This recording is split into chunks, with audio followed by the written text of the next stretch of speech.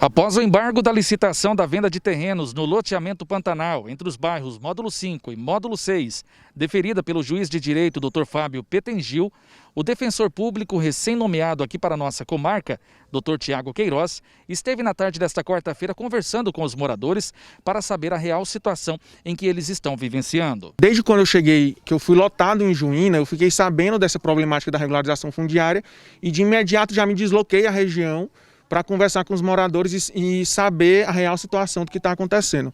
A partir daí já fui na prefeitura, no Ministério Público, para tentar entender o que estava acontecendo.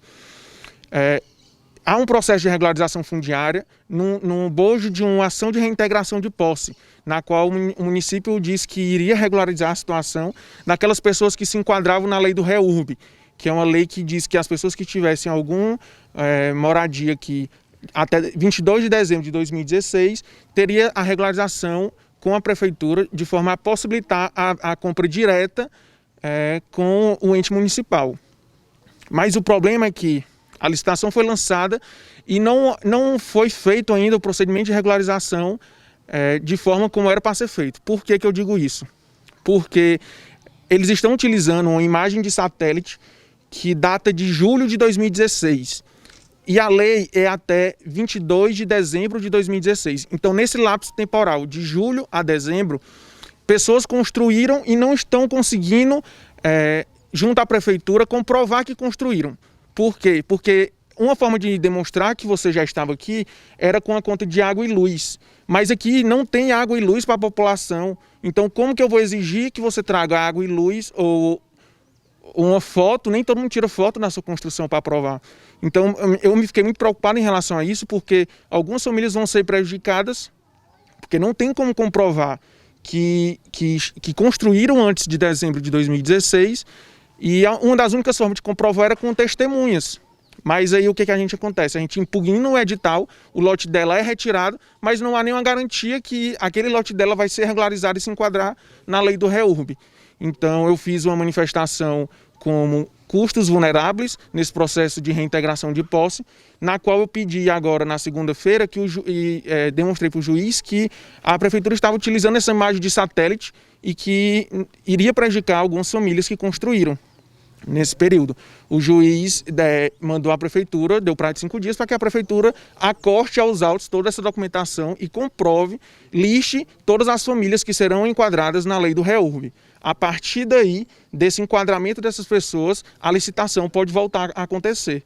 Porque a minha preocupação é a licitação acontecer e pessoas que se enquadravam na lei do REURB tinham direito garantido, não vão ter esse direito, porque não foi respeitado o marco temporal de 22 de dezembro de 2016 por conta da imagem de satélite utilizada. Como é que vai ficar a questão das famílias que estavam depois desta data?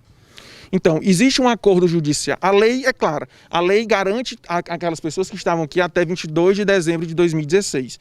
No bojo do acordo, na reintegração de posse que foi feito com uma prefeitura, ficou acordado que não seria seria feita a regularização das pessoas que já estavam aqui até dezembro de 2016 e as posteriores seriam regularizadas da forma como abrindo um edital de licitação e que essas pessoas participassem da licitação para concorrer e comprar aquele lote que eram dela. Não existe, a meu ver, de imediato, uma solução legal para o problema. Por quê? Porque a lei delimita um marco temporal na qual aquelas pessoas se enquadrariam. E aquelas que construíram posteriormente não estariam albergadas pela lei para garantir aquele direito para elas. Parece que também tem cerca de 196 lotes que foram retirados da licitação? Isso, foram retirados quase 200 lotes. Mas dentro desses lotes, alguns lotes são chamados institucionais. São lotes da prefeitura que futuramente ela poderá botar uma creche, um posto de saúde. Então esses lotes foram 11 lotes, salvo engano. Desses lotes retirados, também tem os lotes daqueles que se encontram na área de preservação ambiental, que vão ser remanejados para esses lotes que eles reservaram. E o restante é para regularização fundiária com a lei do REURB. Só que dentre esses lotes abrangidos, só 145 mais ou menos já foram listados como pessoas que realmente estavam morando aqui até dezembro de 2016. E falaram que essas 18 famílias restantes ainda vão ser regularizadas. Só que não tem como a gente comprovar faticamente que elas estavam aqui nesse período, porque não existe uma conta de água, uma conta de luz, muitos não têm foto, Então, como que a gente vai comprovar? Só pode comprovar com imagem de satélite. Então, eu pedi que a prefeitura mostrasse uma imagem de satélite até 22 de dezembro de 2016, para que a partir daí faça o levantamento de todos aqueles que estavam morando ou então com construção já em vias de finalização, porque já demonstra que ele estava aqui na região morando ou em vias de morar e garantir o direito à moradia dessas pessoas. A regularização fundiária ela tem que acontecer, como eu até demonstrei para o prefeito, a minha preocupação quando eu cheguei aqui na área de primeira, porque aqui a população está totalmente desassistida, não existe água potável e uma das recomendações da Organização Mundial de Saúde em meio à pandemia é que você lave a mão diariamente, constantemente, e aqui eles não têm nem acesso à água potável para que possa fazer isso. Aqui também não tem energia, não tem saneamento básico, então, como o prefeito disse, para que eu possa garantir esse serviço público, a área tem que estar regularizada. Então, para regularizar, só através, primeiro, dessas famílias que se enquadram na lei do REURB, depois com a licitação. Findando isso, a área vai ser toda regularizada com a prestação de serviço público e abranger a população e beneficiar elas, né, da melhor forma possível e garantir o direito mínimo à moradia de forma digna, como todo cidadão deve ter. Doutor, tem muitas pessoas que adquiriram seus lotes dentro da lei do REURB. Como fica essa situação? As pessoas que não construíram? Então, a lei ela diz, não deixa específico em relação a isso, essas pessoas que só adquiriram o lote e não estavam residindo. Porque a finalidade da regularização fundiária é garantir o direito à moradia da população. Aqueles que só compraram um lote e não construíram, a lei não alberga. Existe uma lei municipal que ela diz que abrangeria a lei do REURB municipal, inclusive aquelas populações, aquela população que adquiriu o lote, mas não construiu. Só que existe ainda uma discussão aí que a gente vai ver se essa lei seria constitucional ou não, porque a lei federal que regulamenta a lei do REURB, ela não abrange as pessoas que só têm lote. Ela quer garantir o direito à moradia, aqueles que já estão lá residindo ou em vias de residir com construção já em andamento, né?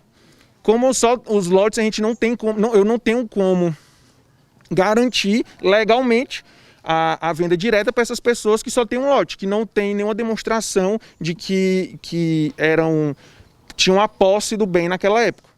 Doutor, caso não haja o cumprimento deste prazo de 5 dias, há passível de multa?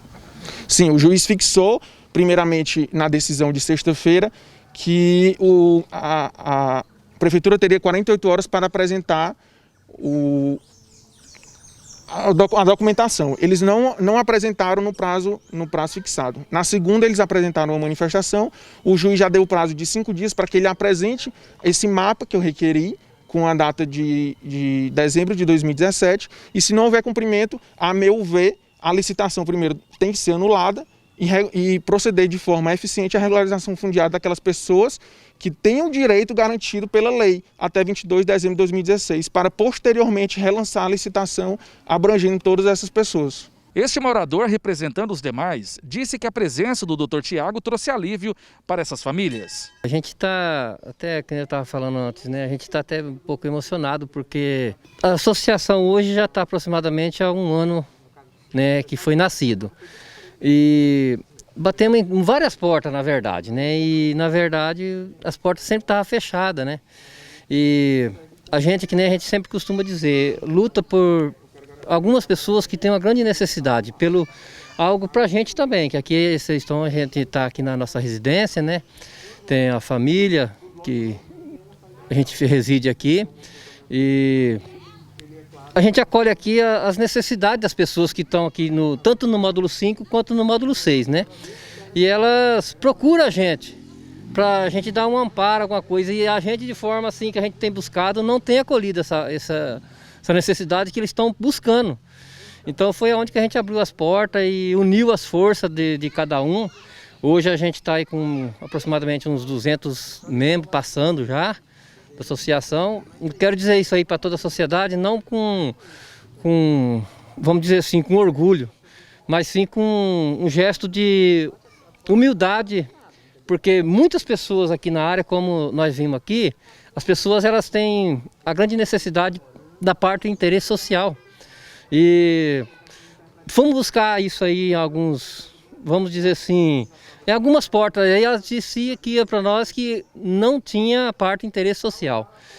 E qual que seria o desenvolvimento da cidade se o primeiro passo dela hoje, que eu vejo, é a parte social, entendeu? Eu acho que isso é o principal. A segunda parte é a saúde, e a terceira que segue a educação e assim vai, né? E o nosso bairro hoje, módulo 5 e módulo 6, que é o loteamento Pantanal, ele estava, vamos dizer assim, esquecido.